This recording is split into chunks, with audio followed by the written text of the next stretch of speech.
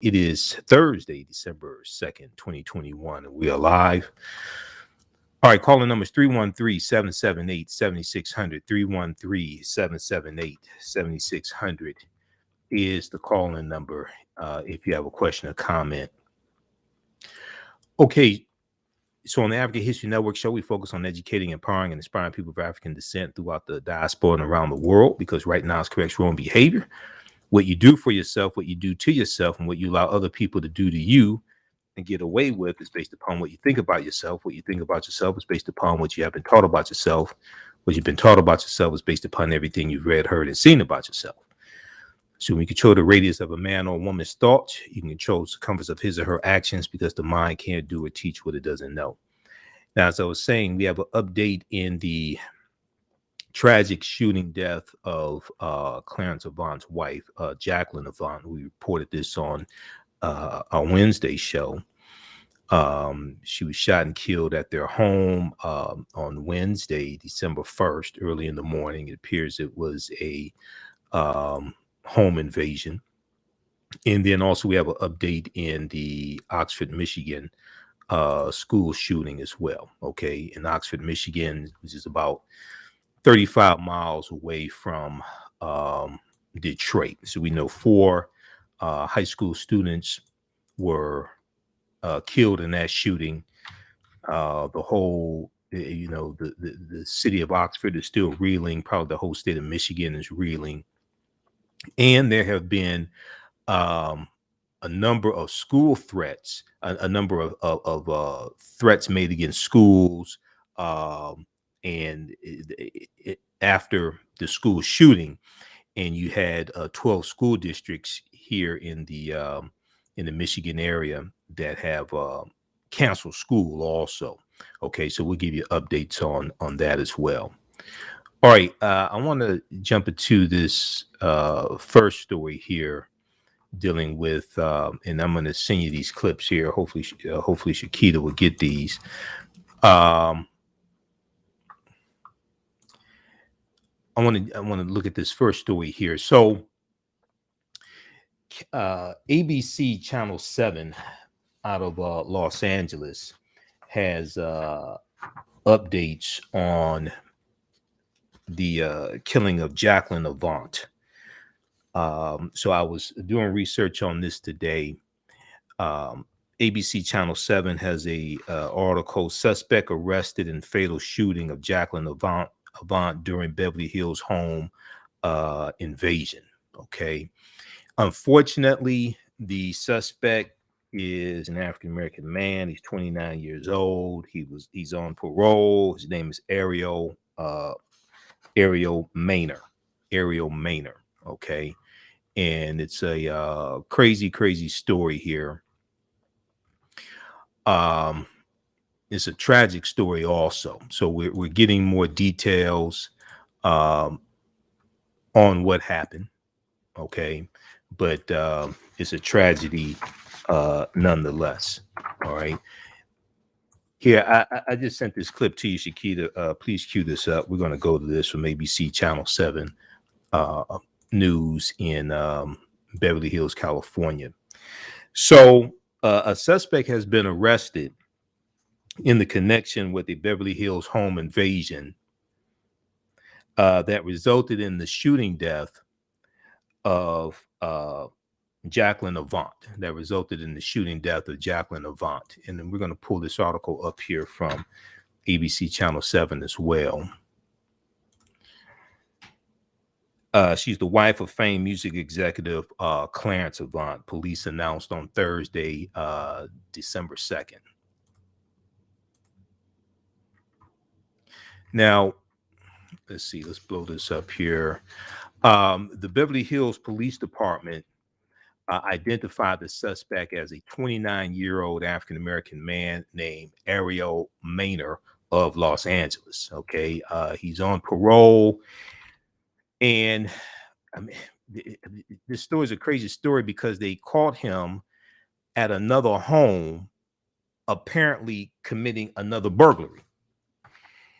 Now, Beverly Hills police say Ariel Maynor is a parolee with a long criminal history. He was caught after apparently accidentally shooting himself in the foot with an AR-15 rifle while committing another break-in just an hour after allegedly killing Jacqueline Avant. I mean, it's a crazy story. Okay. And in the video from I think it's from AB, I think it's the video from KTLA, because we're gonna go to the story from KTLA Channel 5 in Los Angeles also. In the video, they show him on the stretcher and the EMT taking him out. Okay. He's handcuffed, he's on the stretcher.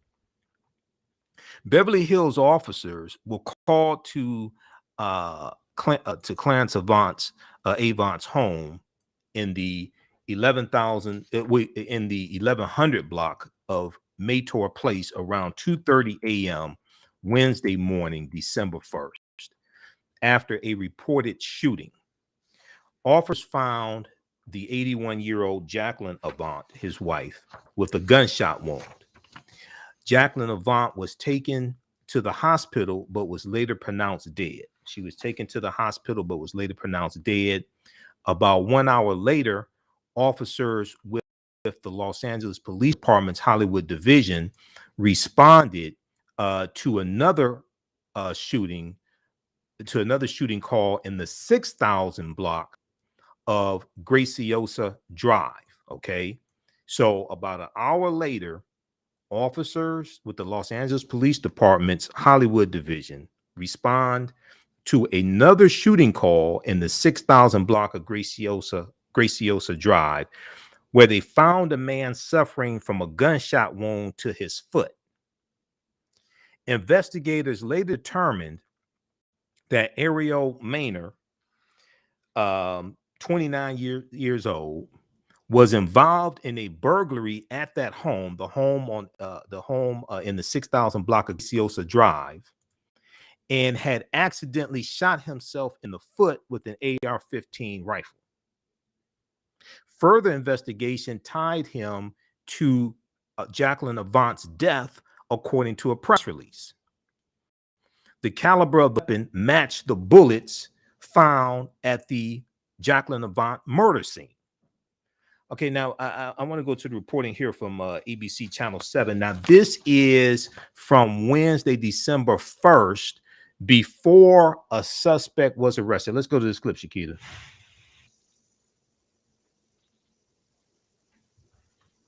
An arrest has been made in the murder of Jacqueline Avant, a well-known philanthropist and wife of famed music producer Clarence Avant. The suspect is 29-year-old Ariel Maynor of Los Angeles. Eyewitness News reporter Rob Hayes is live in Beverly Hills with the details, including a statement from the victim's family. Rob? Yeah, the man arrested said to have a lengthy criminal history. He was also out on parole. Police say he was caught at another break-in that night, armed with an assault rifle. One handed him under arrest and in the hospital.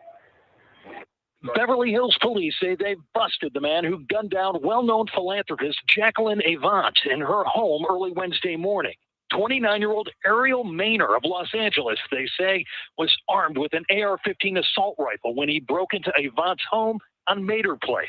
Multiple surveillance videos, including city cameras, showed the suspect's vehicle heading eastbound out of Beverly Hills shortly after Mrs. Avant was shot early Wednesday morning. But Maynor, they say, wasn't through after the Avant killing. LAPD investigators say an hour later, 3:30 in the morning, he broke into this house in the Hollywood Hills. And that's where things went south for the suspect. When police arrived, they found he had accidentally shot himself. The subject had been apparently shot in the foot. They collected evidence of a burglary and also evidence of a shooting, including the rifle. Police say that rifle is the same caliber as the weapon used in the Avant attack. Maynor has an extensive criminal history, they say, and was out on parole. The evidence thus far shows that only one suspect was involved in the crime, and the motive remains under investigation. The 81-year-old Avant is the wife of famed music producer Clarence Avant, known as the Black Godfather for his accomplishments in the music industry. agent, manager, orchestrator, this mysterious figure everybody respected. He was the subject of this 2019 Netflix documentary. Police say Clarence and a security guard were also home at the time of the shooting. Neither were hurt. After the arrest was announced, the Avant and Sarandos families issued this joint statement. Our deepest gratitude to the city of Beverly Hills, the Beverly Hills Police Department, and all law enforcement for their diligence on this matter. Now, let justice be served. Beverly Hills PD now checking to see if Maynor is involved in any other residential break-ins in the area. Okay, so that is from ABC Channel 7. That's the new updated video. We're going to continue this on the other side of the break. You listen to the African History Network show right here on 910 AM Superstation, the Future Radio. Today, we'll also talk about November 17th, 1961. The Albany Movement started in Albany, Georgia, to end segregation in Albany, Georgia. And Dr. Martin Luther King Jr. Joined the Albany Movement December 15th, 1961. We'll talk about that later in the show as well. Listen to the African History Network show. I'm Michael Imhotep. We'll be back in a few minutes. Stand by, everybody. Stand by. Stand by. Back from break in 4 minutes.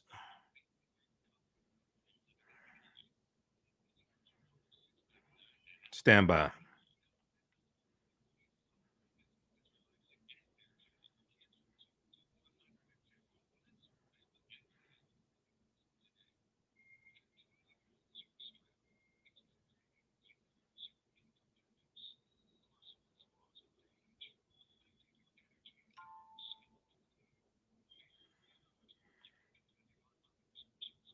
Share this broadcasting on social media platforms. Invite your friends to tune in. Stand by. Back from break in 3 minutes.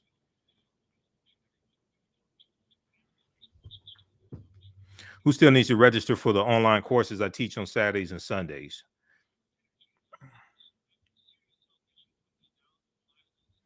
We have them at our website, AfricanHistoryNetwork.com, AfricanHistoryNetwork.com. Stand by.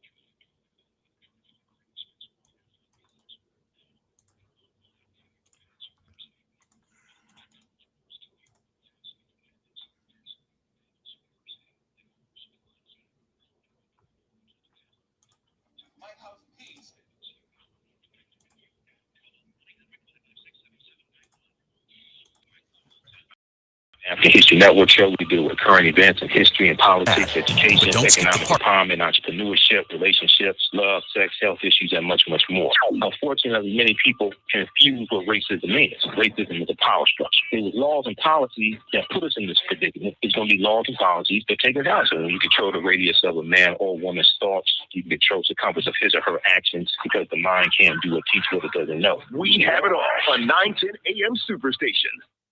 So you've decided to go to... Back from break in 1 minute. Stand by.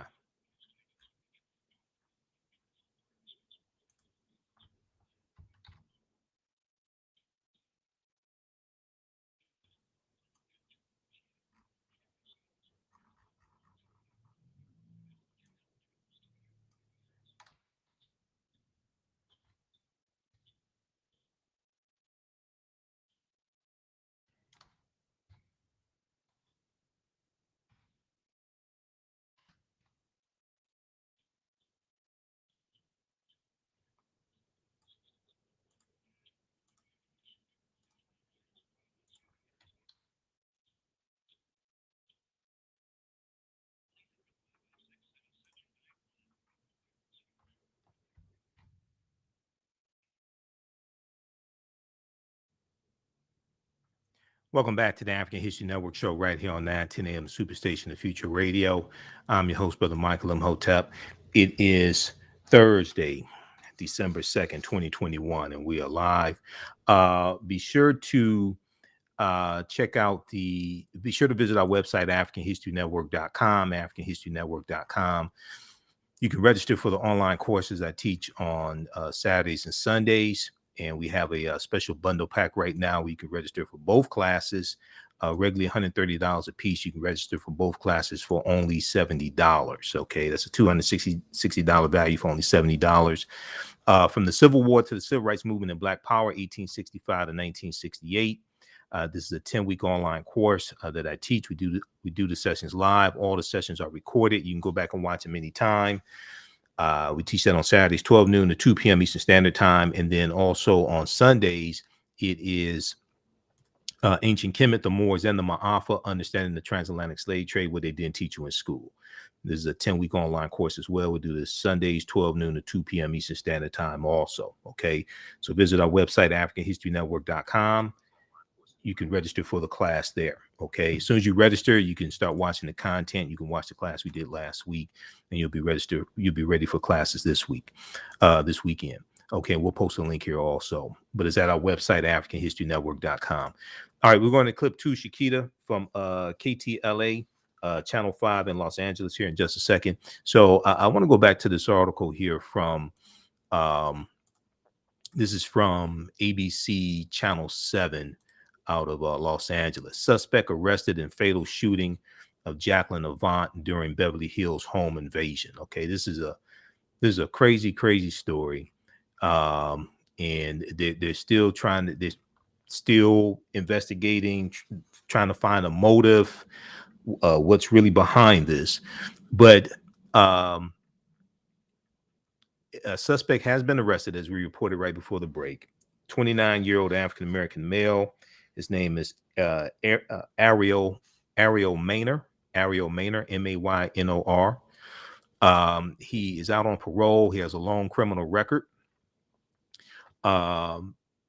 He was caught after apparently accidentally shooting himself in the foot with an AR-15 rifle while committing another break-in just an hour after allegedly killing Jacqueline Avant. Okay, so they caught him in the 6,000 block of Graciosa Drive in Hollywood Hills, allegedly committing another break-in.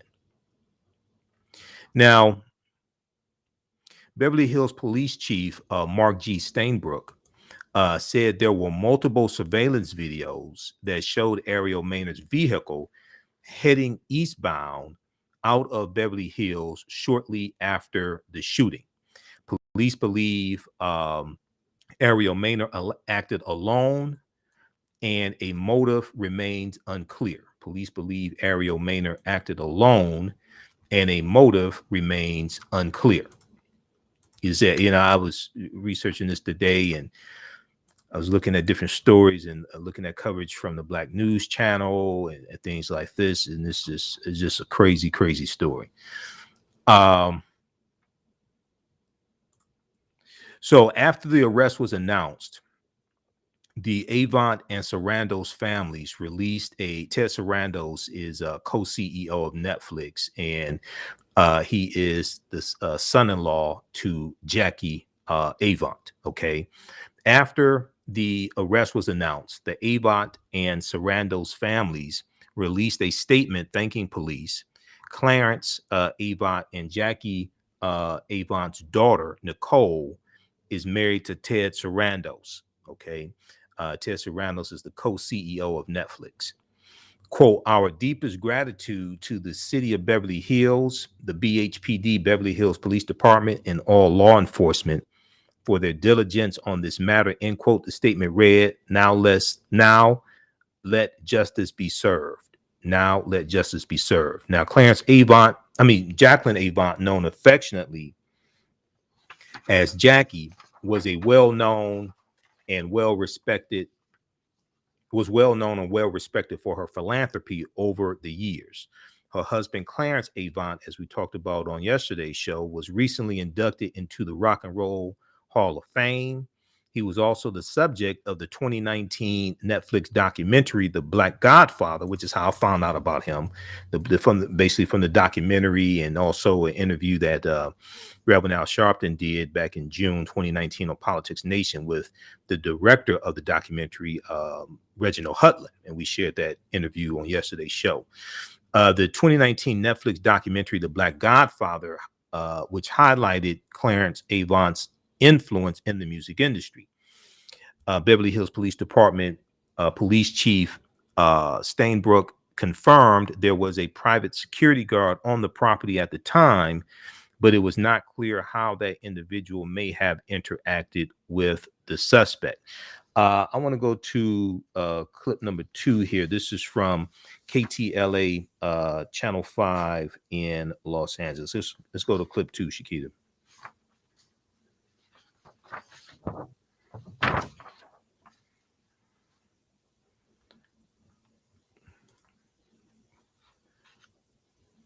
I just sent another email to you.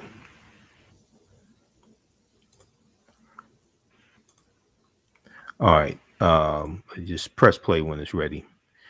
On Wednesday, Police Chief Stainbrook read a statement from the Avant family. The entire, let me pull up this statement here. Just 1 second here. AR-15. Go ahead. Carrying out the home invasion shooting that ended in the death of philanthropist Jackie Avant.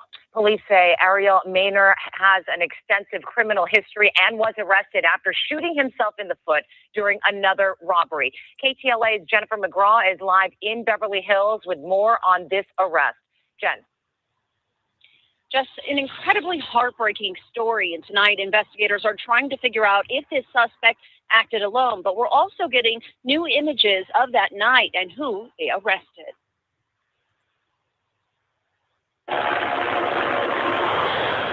The search for an accused Beverly Hills killer quickly ending in the backyard of a Hollywood home.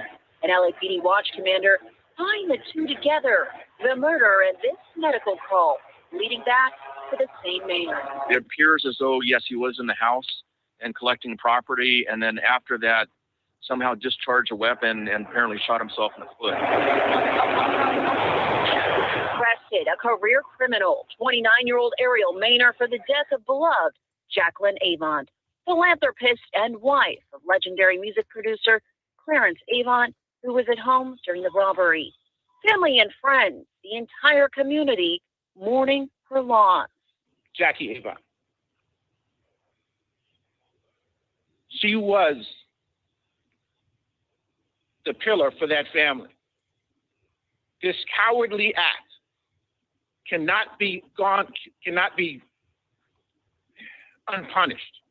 The Beverly Hills Police Chief says through its citywide surveillance system, private cameras, criminals won't get away. Let me reassure you, this is one of the most protected and patrolled cities in the world. Crimes of any kind will not be tolerated here. Now the investigation switching to a motive. Why would anyone harm Jackie? Or was this truly just another robbery? Too early in the investigation to get to the motive. It may have been or may have been targeted, and for what purpose, we don't know. We're still looking at that. So, Jennifer, with the number of escalating home invasions and follow-home robberies, how are police recommending people protect themselves? You know, in this case, it seems like they did everything right. They were home, they had a guard, and sadly, these violent crimes are going to continue to happen. But Chief Moore speaking today in LA County and LA City and saying, keep your head out of your phone, be aware. And if this does happen to you or smash and grab happens to someone around, to call 911, saying not to fight for your property, that's not worth risking your life. That's very latest from Beverly Hills. Jennifer McGraw, KTLA 5 News. All right. Okay. All right. That's from KTLA Channel 5 News. Check out the article here from KTLA.com. Suspect arrested in killing of Jacqueline Avant in Beverly Hills. This is from Thursday, December 2nd, 2021. And they have the video there. You see an image here of the suspect on a stretcher, handcuffed after he allegedly shot himself in the foot. Okay. So yeah, there are dumbass criminals out there too. Okay, I'm just saying. So It's a crazy story. So read this article as well. Read the one from ABC Channel 7. I want to go back to this statement here from the family. And this is in the article from ABC Channel 7. On Wednesday, Chief Stainbrook read a statement from the Avant family. Quote, the entire Avant family wishes to thank everyone for their outpouring of love, support, and condolences for Jacqueline Avant. Jacqueline was an amazing woman, wife, mother, philanthropist, and a 55-year resident of Beverly Hills who has made an immeasurable positive contribution and impact on the arts community. She will be missed by her family and friends and all of the people she has held throughout and all of the people she has held throughout her amazing life. Okay, so that is a statement from the family as well. So as we get more updates on this case, we'll give you we'll keep you updated on what's going on. Also, the neighbors of the Avants have come out with a outpouring of affection as well. Let's see, we have this here. You know what? Rebecca Coyne, who is a neighbor of the Avants, said it's been devastating. Every night there's something else. Somebody needs to step up. This is just horrible. It's breaking our hearts. They're a great family. We'll continue this on the other side of the break. Listen to the African History Network show. I'm Michael Imhotep. We'll be back in a few minutes. Stand by. Back from break in 4 minutes.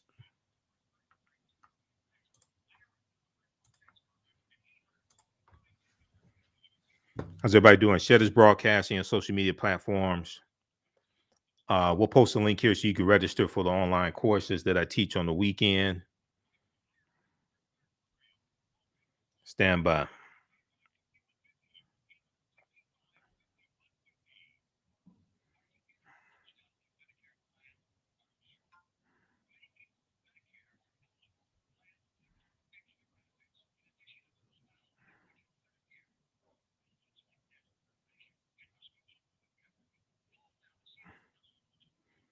Somebody asked, how would someone look getting out of their car with an AR-15? The same way Kyle Rittenhouse looked getting out of his car with an AR-15.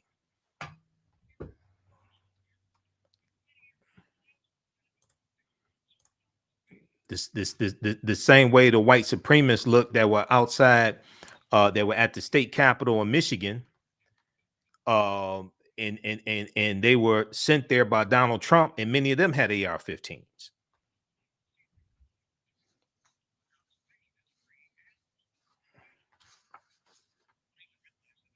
Stand by. Back from break in 3 minutes.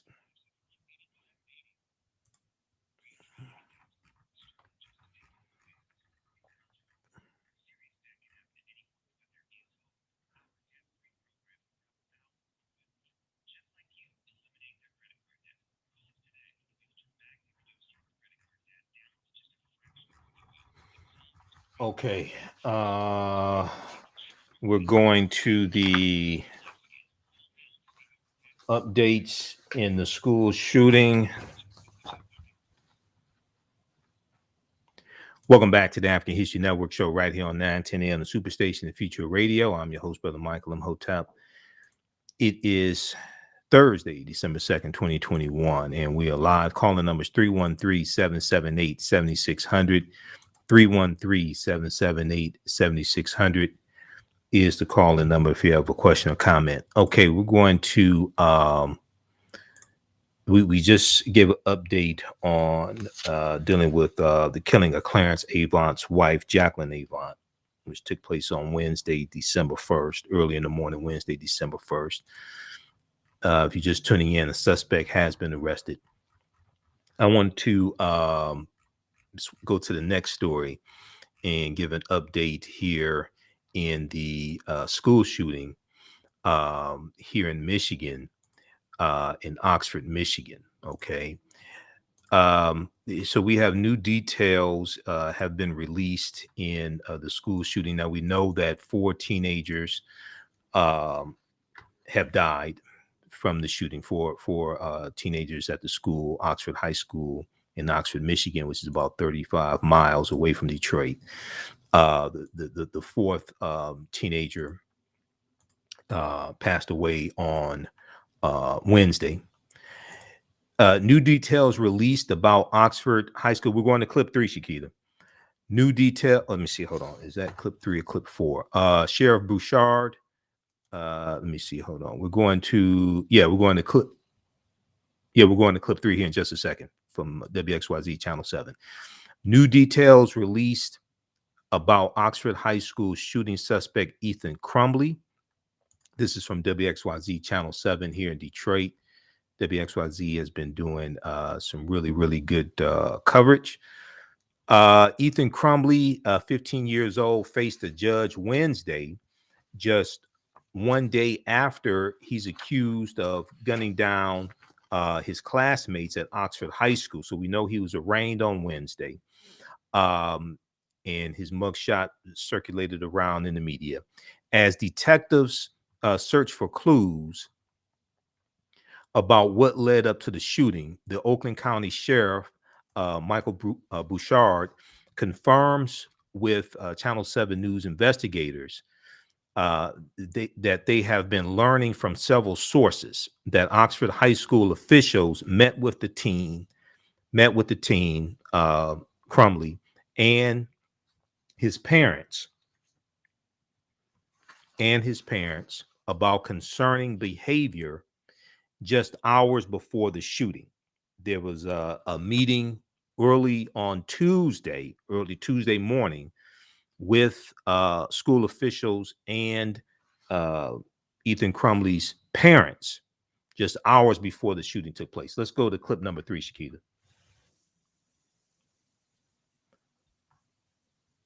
There have been serious questions about what happened in the hours leading up to the Oxford High School shooting. Many of those questions remained unanswered until now.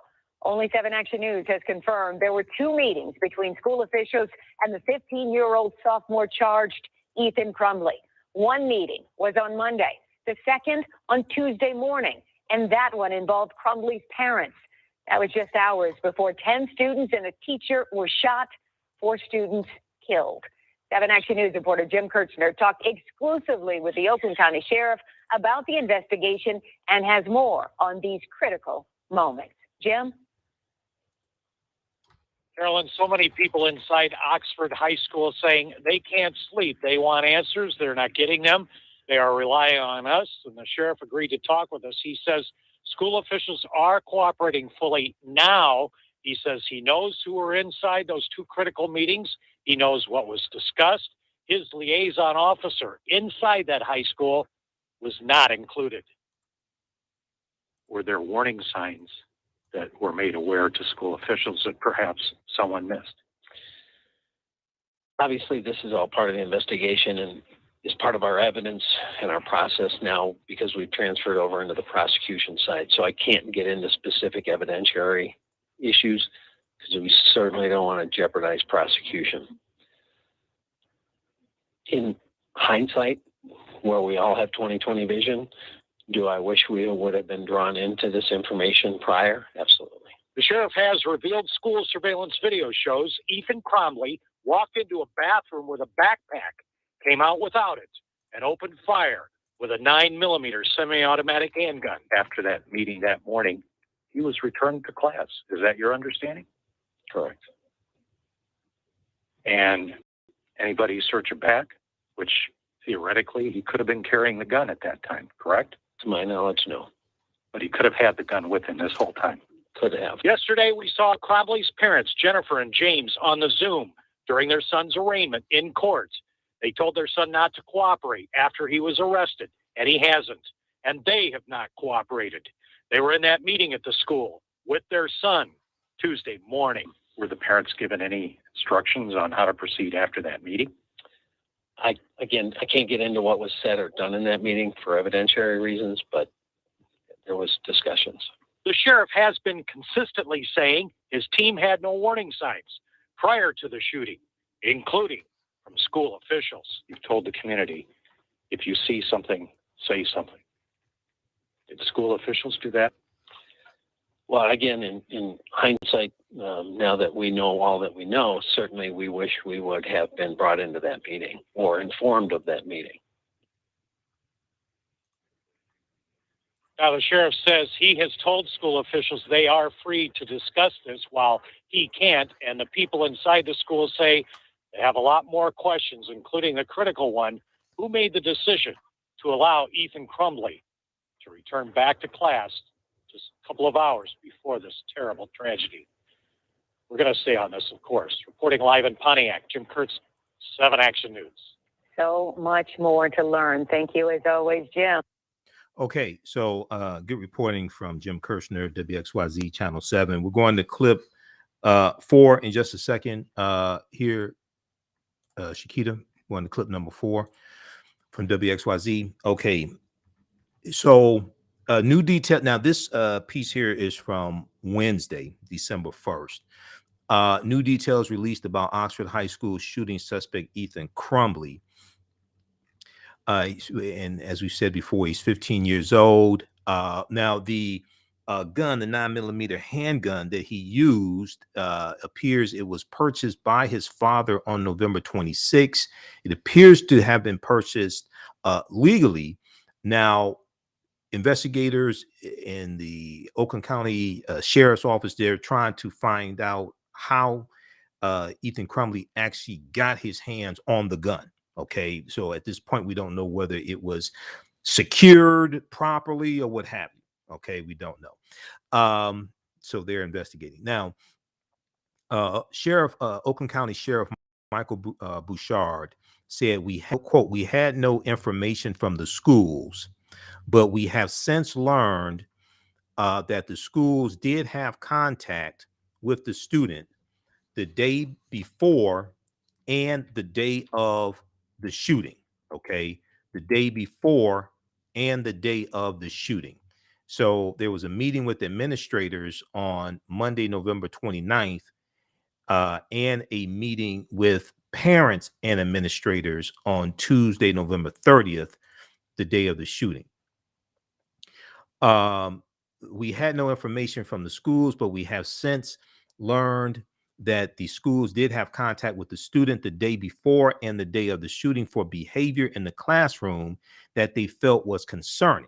Now, at this point in time, they're not revealing what that behavior was, and there's certain details are not going to reveal because there's prosecution coming. Okay, so they don't want to jeopardize the case. In fact, the parents were brought in the morning of the shooting, Tuesday, November 30th, and had a face-to-face meeting with the school, end quote, said Sheriff Michael Bouchard. Oakland County Sheriff Michael Bouchard would not reveal the topics discussed during the meeting, only that his liaison officer in the school was not told about it. Bouchard also confirmed the school allowed Ethan Crumbley to stay in the building, after that 10 a.m. meeting Tuesday morning, November 30th, which ended up being the day of the shooting, and around 12:50 p.m. the shooting started. Okay.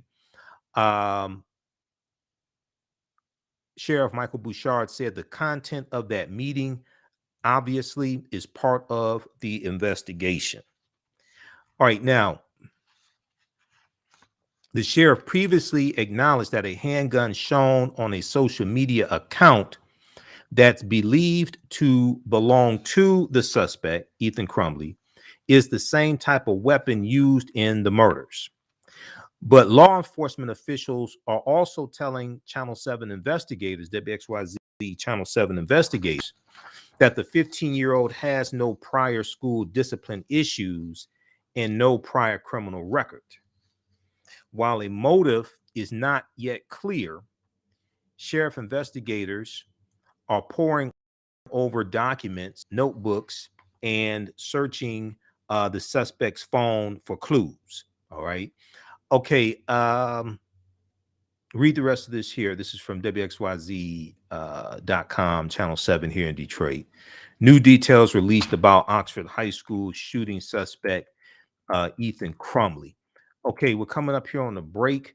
When we come back from the break, we're going to go to clip 4 because there have been copycat threats made against schools. Copycat threats made against schools, and the Oakland County Sheriff's Office is cracking down on this right now and saying that people who are making threats against schools, because there have been 12 school districts here in the Michigan area that have had to cancel school because of threats after this shooting. Okay. Law enforcement addresses copycat school threats and the consequences. We'll deal with this on the other side of the break, and we'll talk about the Albany movement in Albany, Georgia, to end segregation that started November 17th, 1961. You listen to the African History Network show. I'm Michael Imhotep. We'll be back in a few minutes. Stand by. Stand by, everybody. All right, share this broadcast on your social media platforms. If you like this type of information, you can support the African History Network. $ the AHN show through Cash App.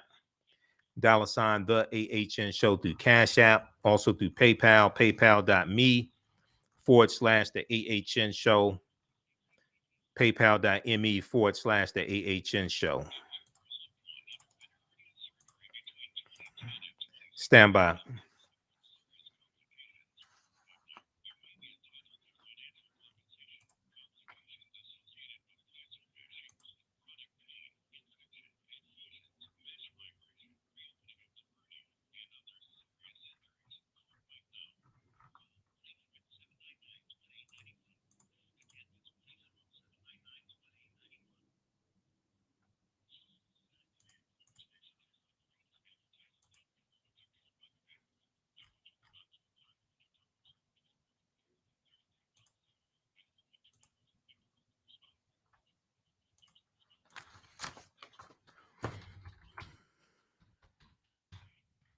Back from break in 3 minutes. Back from break in 3 minutes.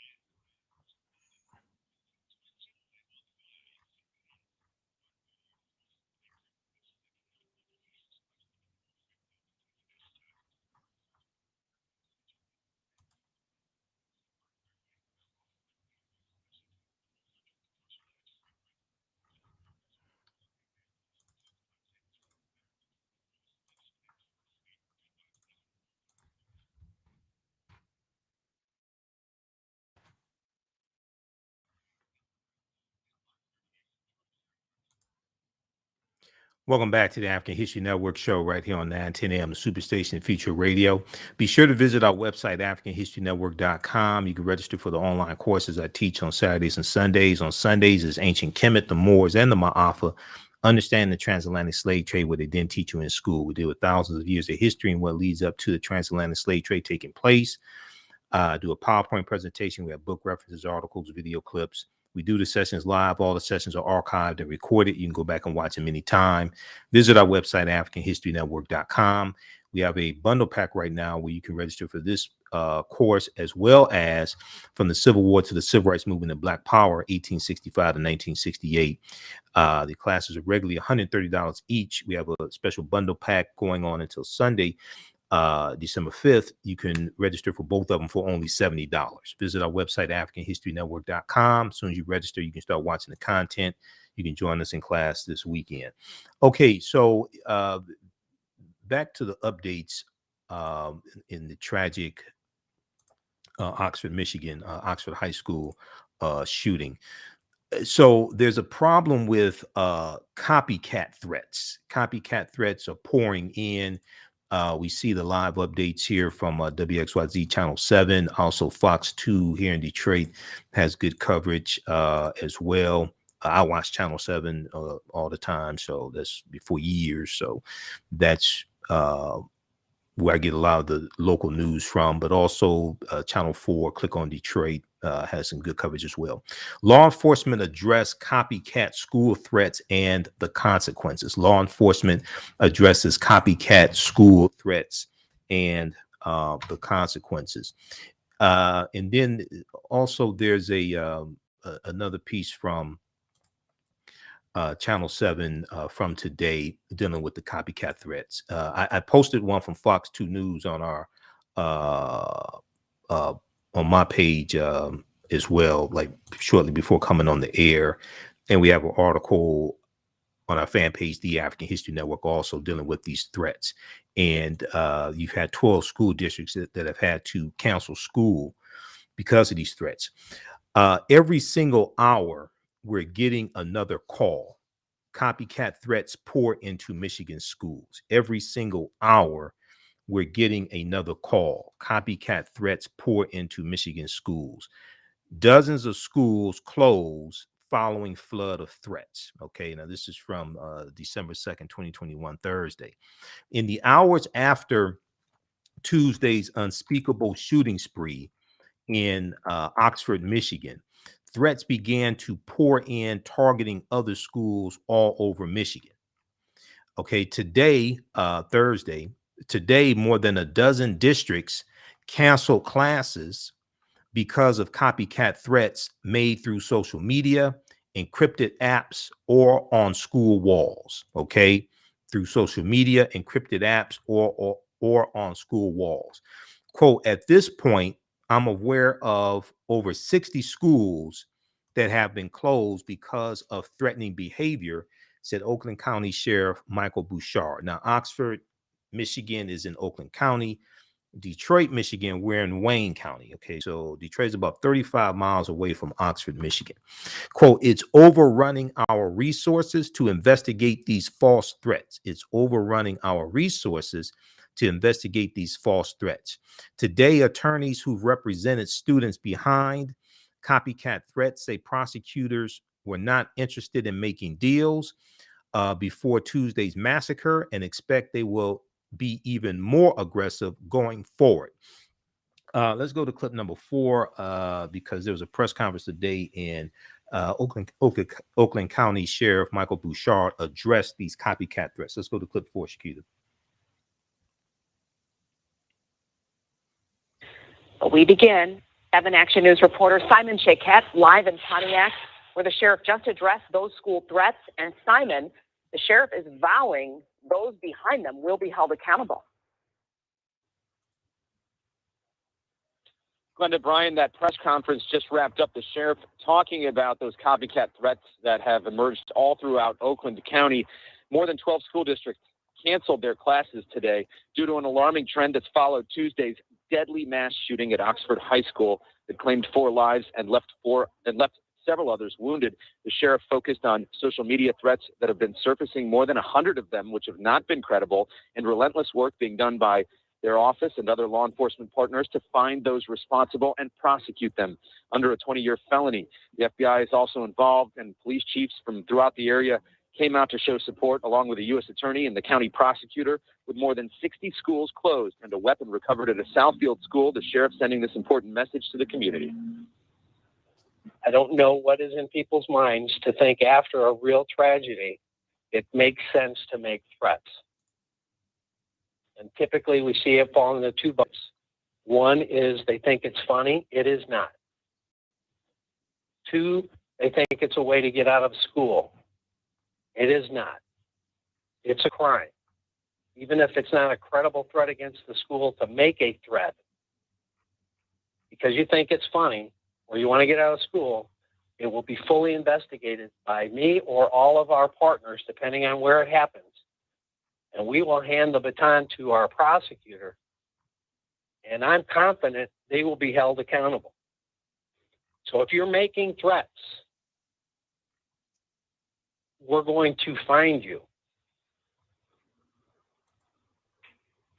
Law enforcement sources also confirm a major charging announcement related to the Oxford High School shooting will take place tomorrow. We will, of course, bring you the very latest developments just as soon as they happen. Glenda, back to you.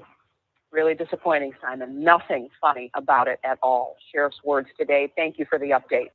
Okay. All right. Pause it right there. All right. That's Simon Shaquette and Glenda Lewis for Channel 7 here in Detroit. Now, Fox 2 News here in Detroit also has a piece dealing with the press conference that took place today and the copycat threats. We posted this on our fan page, the African History Network also. Sheriff, prosecutor promised to investigate, prosecute every threat after Oxford High School shooting. Okay. This is from Thursday, December 2nd, 2021. This is from fox2detroit.com. All right. So check that out as well. Okay.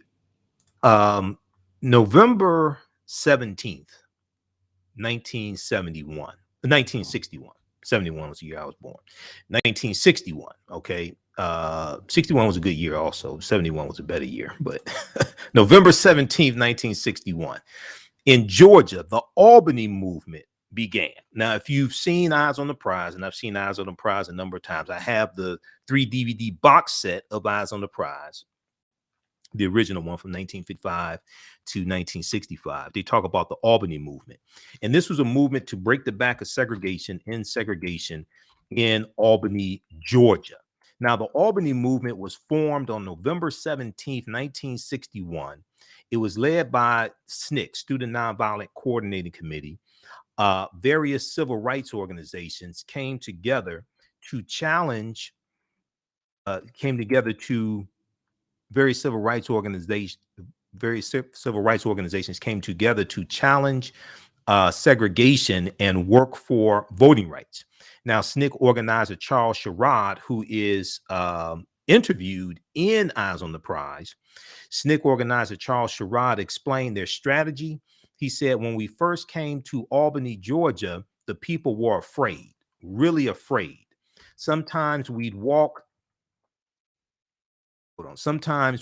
down the streets and the little kids would call us freedom riders, and the people walking in the same direction would go across the street from us because they were afraid.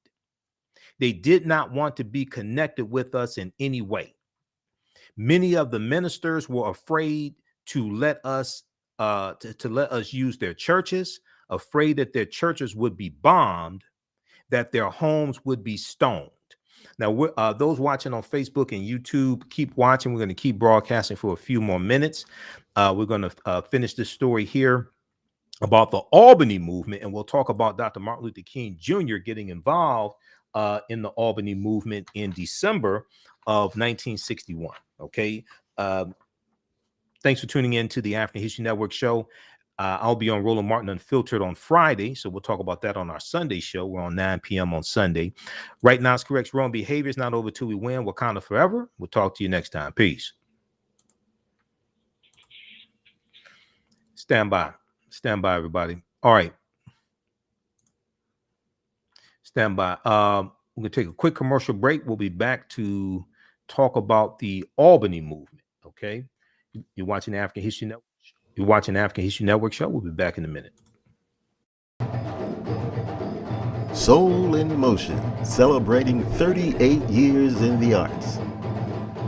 This energetic ensemble of dancers and drummers was started by percussionist Michael Friend and is led by choreographer Associate Director Pam Lassiter. Based in the Washington, D.C. area, Soul in Motion is now accepting bookings for Black History Month, Juneteenth, and summer festivals in 2022. Soul in Motion is also available for more intimate events like naming ceremonies and weddings. To find out more or to book your date, call 240-452-1349 or send an email to info@soulinmotion.org. Be sure to check us out on Facebook, Instagram, and YouTube. Soul in Motion, celebrating our history, our culture, our future. Soul in Motion. Theater, African dance and drumming since 1984.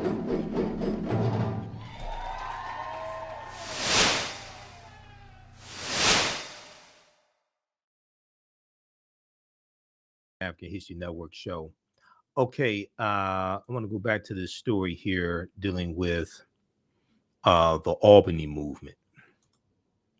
And let me pull this back up here just a second. So if you've seen Eyes on the Prize, you saw them talk about the Albany movement and how it was not a success, but they learned from the mistakes of the Albany movement.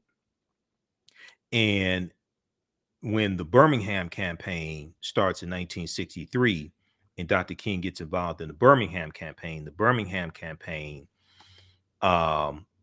is a success because they learned from the mistakes of the Albany movement.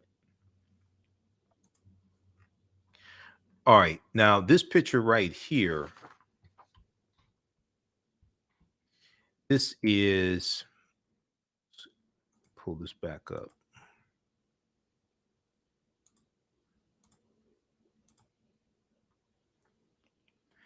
Thomas Chapman, Marion King, an unidentified voter, Jonathan King, and Slater King participate in voting registration in Albany, Georgia. Okay. You see the clerk or the registrar as a white woman.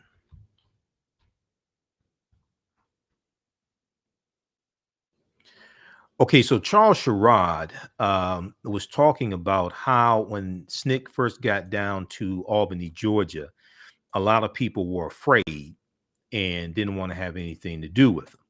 Okay. He said when we first came to Albany, the people were afraid, really afraid.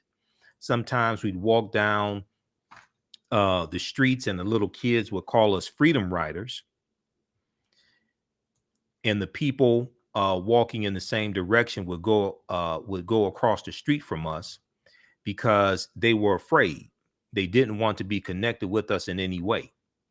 Many of the ministers were afraid to let us use their churches, afraid that their churches would be bombed, that their houses would be stoned. There was fear in the air, and if we were to make progress, we knew that we must cut through that fear. There was fear in the air, and we knew if we were to make progress, we must cut through that fear. We thought, and the students were the answer. Now, many leaders of the national civil rights movement and the media considered the Albany movement a failure because it did not achieve many concessions from the local government. However, Howard Zinn stated that it was more important to look at the grassroots level impact. It has often been said by journalists, by scholars, that the Albany movement was a defeat for the movement, but there was no immediate victory over racial segregation because there was no immediate victory over racial segregation in the city. That also seemed to me a superficial assessment, a mistake often made in evaluating protest movements. Social movements may have many defeats, failing to achieve objectives in the short run, but in the course of the struggle, the strength of the old order begins to erode, which is true because one event or one campaign may not achieve its goals, but then the next one learns from the mistakes of the first one, corrects it, and you have more success. It's the same thing with the Montgomery Bus Boycott. The template of the Montgomery Bus Boycott, which started December 5th, 1955. So we're in that, this is that week that it started. In 1955, on yesterday's show, we talked some about the Montgomery Bus Boycott and Rosa Parks. And on November 27th, Rosa Parks attended a meeting about Emmett Till, about the lynching of Emmett Till. And she was thinking about Emmett Till December 1st, 1955, when she refused to give up her seat on that Cleveland Avenue bus. We talked about that on yesterday's show. on Wednesday's show. So the template for the Montgomery bus boycott was the Baton Rouge, Louisiana bus boycott of 1953, led by the Reverend T.J. Jemison. And that bus boycott lasted 8 days. It didn't achieve the goal, the real goal. It didn't end segregation on the buses, but they cost the bus company $1,600 a day. And it was something big for African Americans to do in that city. And Dr. King and E.D. Nixon and organizers of the Montgomery bus boycott called Reverend T.J. Jemison to get guidance and to get pointers on how to proceed with the Montgomery bus boycott so it will be a success. All right, and the ideal of the car dispatch system, because they create a dispatch system of 300 cars to take people to work and take them to go grocery shopping and take them to church, things like this. They get that idea from Reverend T.J. Jemison. All right, social movements may have many defeats, failing to achieve objectives in the short run, but in the course of the struggle, the strength of the old order begins to erode. The minds of the people begin to change. The protesters are momentarily defeated, but not crushed. The protesters are momentarily defeated, but not crushed, and have been lifted, heartened by their ability to fight back. They have been lifted and heartened by their ability to fight back. Now, Albany, Georgia was changed forever by the tumultuous events of 1961 and 1962. However, things looked the same when the situation quieted down. Okay. So read about the Albany movement here from the Zen Education Project. November 17th, 1961, Albany Movement. Okay.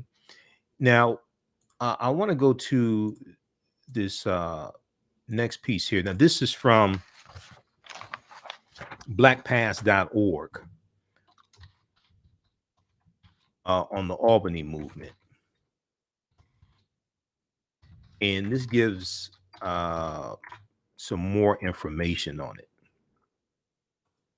So the Albany Movement was a desegregation campaign formed on November 17th, 1961 in Albany, Georgia.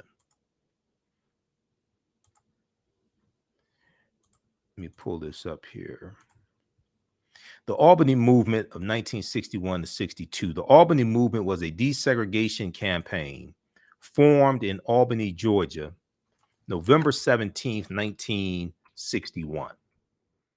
Local activists from SNCC, Student Nonviolent Coordinating Committee, the NAACP, the Ministerial Alliance, the Federation of Women's Clubs, the Federation of Women's Clubs, and the Negro Voters League joined together to create the Albany Movement. The Albany Movement challenged all forms of racial segregation and discrimination in the city of Albany, Georgia. Martin Luther King Jr. and the Southern Christian Leadership Conference, SCLC, joined the movement in December 1961. Now, SNCC members Charles Schad and Cordell Regan traveled to Albany, Georgia in October 1961 to help organize the local African American community. Although earlier protests had occurred, African American residents were frustrated with the city commission's failure to address their grievances. SNCC's Charles Sherrod and Cordell Regan organized workshops around nonviolent tactics for Albany's African American residents in anticipation of a showdown with the local police. On November 1st, 1961, when the Interstate Commerce Commission, the ICC, the Interstate Commerce Commission, ban on racial segregation in interstate bus terminals went into effect, Charles Sherrod and Cordell Regan saw it as an opportunity to test segregation policies. Okay, so the ban on racial segregation in interstate bus terminals goes into effect, and this is something that the Freedom Riders were doing, traveling from state to state, testing to make sure that this ban was being upheld. So they sent 9 students from Albany State College to conduct a sit-in at the bus terminal. None of the students were arrested, but their actions inspired local African American leaders to join the movement. None of the students were arrested, but their actions inspired local African American leaders to join the movement. The Albany Movement intended to end all forms of racial segregation in the city of Albany, Georgia, but it initially focused on desegregating travel facilities. It also formed a biracial committee to discuss further desegregation and called for the release of those jailed in earlier segregation protests.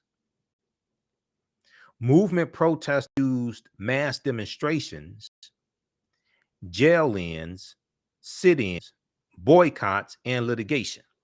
Economic boycotts, which is something that's lacking today in this whole movement dealing with voting rights or whatever it is. Economic boycotts, somehow it's just people just act like we don't have a history of economic withdrawal strategies. They just forget about that. I'm still trying to figure out why. Although the first protesters were mostly students, the campaign eventually evolved large numbers of African American adults of varied class backgrounds. Now, Larry Pritchard, who was the Albany, Georgia police chief, responded to the protest demonstrations with mass arrests of protesters. And what he did, he's interviewed in Eyes on the Prize also, Larry Pritchard. And he talks about how he looked at the surrounding cities of Albany, Georgia, and he used the jails around the surrounding cities to be able to put those the civil rights protesters who were arrested, to put them in surrounding jails to expand the capacity to be able to arrest them. Okay, to expand the capacity to be able to arrest them, because one of the tactics of the civil rights movement, the direct confrontation, but with the arrest, was to overwhelm the jails. Okay, so what he did was he expanded the capacity of the jails, all right, which helped to blunt or nullify the attack. Okay, and he actually in Eyes on the Prize, he talks about how he outsmarted the protesters. Let's see if I can pull something up here. All right.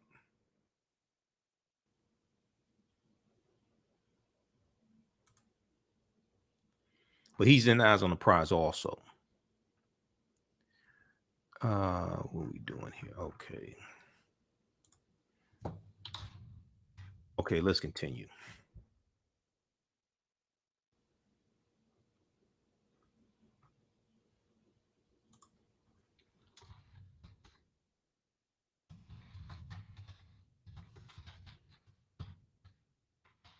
One second here.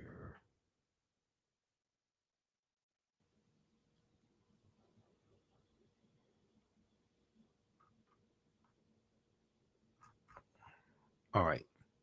So By 1961, when more than 500 protesters were jailed, William G. Anderson, the first president of the Albany Movement, called on Dr. Martin Luther King Jr. to help reinvigorate the stalled campaign.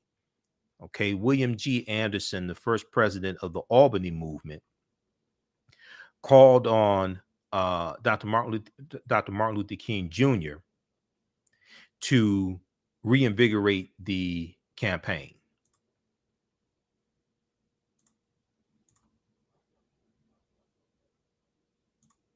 Let me close some of this out here. All right.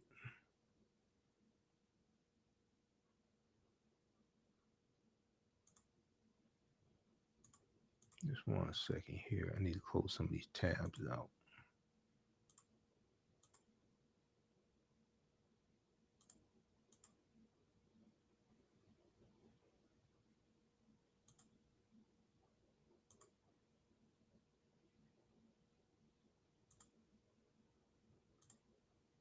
Okay. So some SNCC members were concerned about Dr. King's involvement, worrying publicly that his style of leadership would cause local African Americans to abandon their own efforts against racism and exploitation, thinking that only a prominent outside leader could save them. So in the movement, there was tension oftentimes between local grassroots organizations that were involved in organizing before Dr. King would come in to the city. And you would have local people, sometimes local organizers, who wanted Dr. King to come to bring attention, to bring the media, things like that.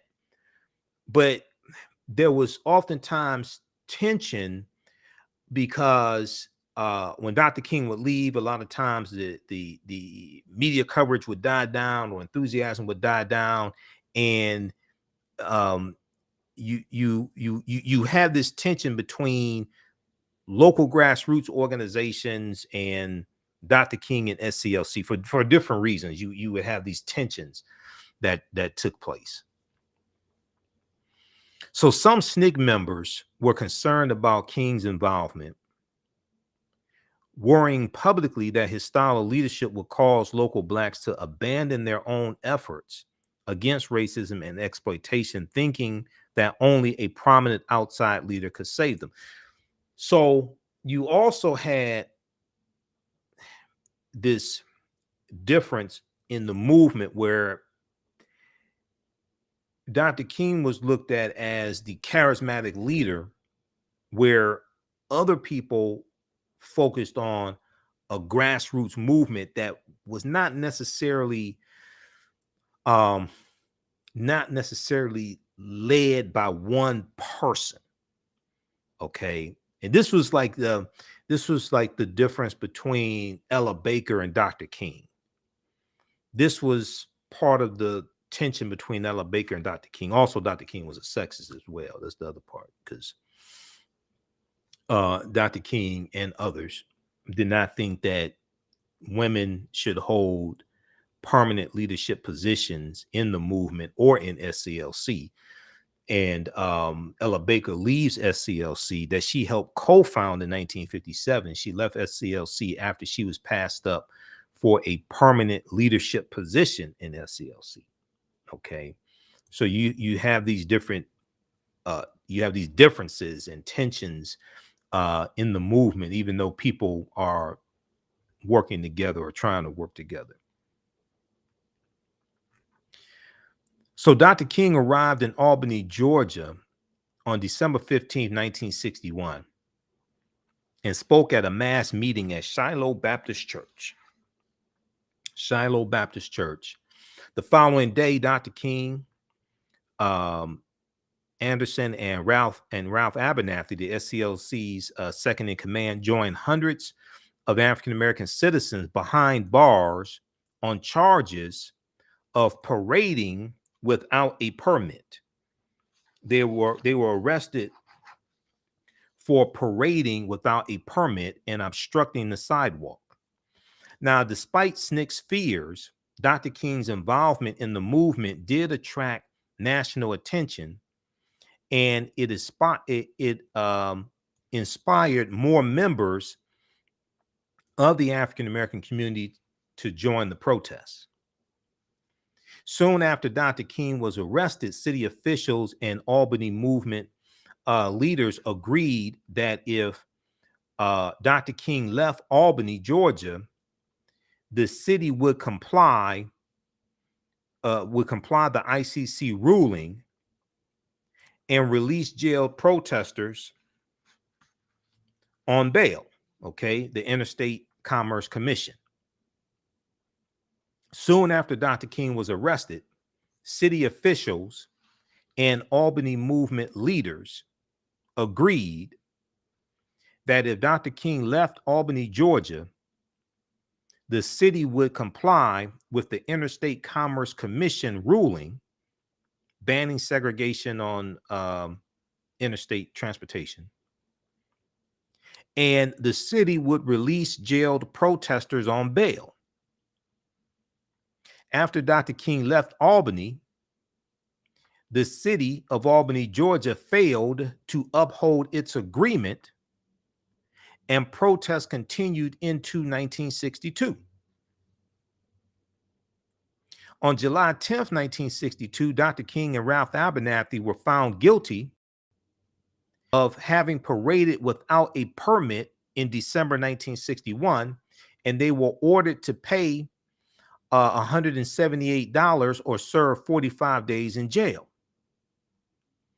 Dr. King and Ralph Abernathy chose to stay in jail, hoping that their imprisonment would draw attention to the Albany movement.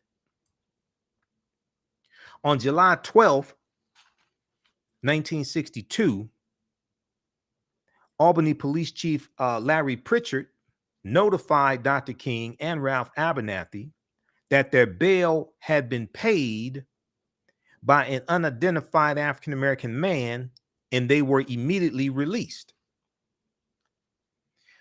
On July 27th, 1962, Dr. King was arrested for a third time, but on August 10th, 1962, he agreed to leave Albany, Georgia, ending his involvement in the Albany movement. Although SNCC continued its efforts in Albany, Georgia, almost all of Albany's public facilities remained segregated after Dr. King's departure. So this is some more background information on the Albany movement in Albany, Georgia, which did not end segregation in Albany, Georgia, but it served as a lesson. So when the Birmingham campaign came in 1963, and Reverend Fred Shuttlesworth of Birmingham, Alabama, calls Dr. King and tells Dr. King, if you come to Birmingham, Alabama, help us break the back of segregation, I can guarantee you a win. And Dr. King was looking for a win using nonviolent direct action because of the failure to end segregation in Albany, Georgia in 61-62. This is a picture of protesters on Broad Street in Albany, Georgia around 1961. So check this out at blackpast.org. Blackpast.org has thousands of articles dealing with African-American history and African history. Okay, if you like this type of information, we get really deep into the history in the online classes that I teach on Saturdays and Sundays. So on Saturday, the class is 12 noon to 2 p.m. It's from the Civil War to the Civil Rights Movement and Black Power, 1865 to 1968. It's a 10-week online course. Each class you go through and analyze approximately a 10-year period of history. And we deal with some of the history leading up to the Civil War in 1861, starting with the Louisiana Purchase of 1803. I do a PowerPoint presentation. We have book references, articles, video clips, everything. Okay. So we do the sessions live. All the sessions are archived and recorded, so you don't have to worry about trying to join us in class live if you cannot. We're going to post a link here. You can register for the class. As soon as you register, you can watch the class we did last week. You'll be ready for class this weekend. The class is on sale. It's regularly $130. It's on sale $50. You still have access to the full class even after the 10-week online course is over with. Now we have a special bundle pack where you can register for both online courses I teach for only $70, regularly $260 total for both classes. And that's at AfricanHistoryNetwork.com as well. Right here, online course bundle pack. Just click right here, register here, and you can register for the online course bundle for both of them. Understand the transatlantic slave trade, what they didn't teach you in school, and from the Civil War to the Civil Rights Movement and Black Power. Just click right here, buy now, and you can start watching the content, and you can join us in class live. Okay, then the second class is Ancient Kemet, the Moors, and the Ma'afa, understanding the transatlantic slave trade, what they didn't teach you in school. This is on Sundays, 12 noon to 2 p.m. Eastern Standard Time. And we deal with thousands of years of history and what leads up to transatlantic slave trade taking place. All right. So if you like this type of information, you'll definitely learn a lot from these classes. You can use these classes with your children also. I would say the content is PG-13. We give you numerous sources. There's a ton of articles that we reference as well.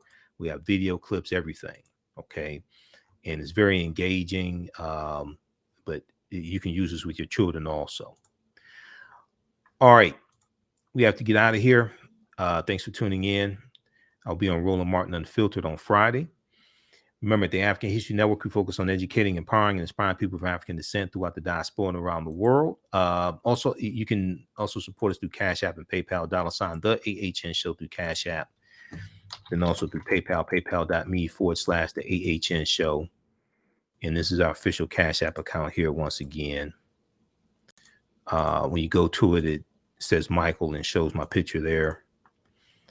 Our Cash App tag is $TheAHNShow, SHOW. These other ones are fake African History Network Cash App accounts.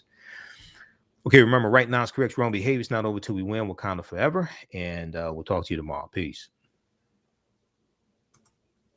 Health and well-being have long been a taboo subject in the so-called African American community. So I enlisted the help of mental health experts, thought leaders, and activists to help kill the ghost of Willie Lynch and heal from post-traumatic slave syndrome. We experience trauma a lot of times on a subconscious level. So sometimes something happens to us and we know that it's traumatizing, but we don't really recognize the extent of the trauma.